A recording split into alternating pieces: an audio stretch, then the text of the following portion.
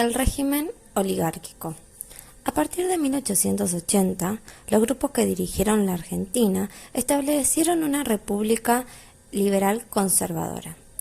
Fueron liberales con respecto a los derechos civiles, ya que aseguraban esas libertades para todos los habitantes. Por ejemplo, el derecho a circular sin restricciones por el territorio nacional, el respeto a la libertad de cultos, el derecho a la propiedad privada. También estaban los conservadores.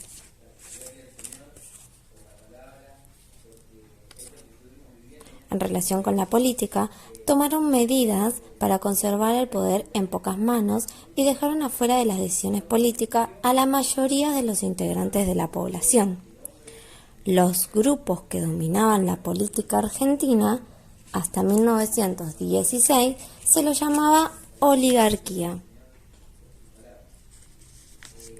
clase social que concentra el poder económico y el poder político.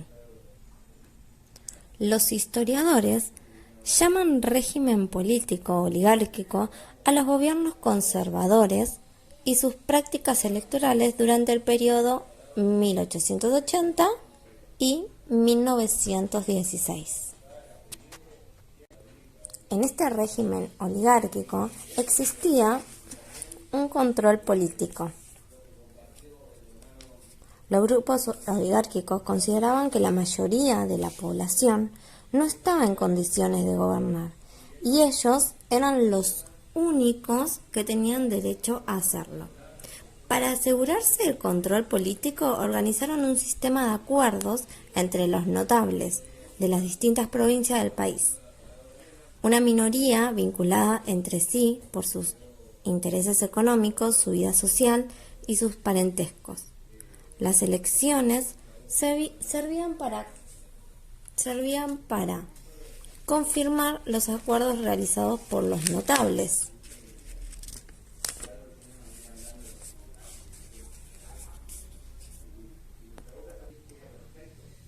Además, existía el fraude electoral. Había varias maneras de hacer un voto sea fraude, ¿sí? Por empezar, los únicos que tenían posibilidad de votar eran los varones, los masculinos, y el voto era voluntario. Significa que no tenían el derecho legal de ir y votar. El voto era cantado, es decir, quienes iban a votar debían dar a conocer su elección en voz alta frente a los integrantes de la mesa electoral. El voto múltiple. ¿Qué significa? Es una misma persona votaba más de una vez. La adulteración de los padrones. Eran modificadas a favor de los candidatos, por ejemplo, se agregaban personas incluso fallecidas. La compra de votos. Dinero, le ofrecían dinero o favores, como por ejemplo el otorgamiento de empleos.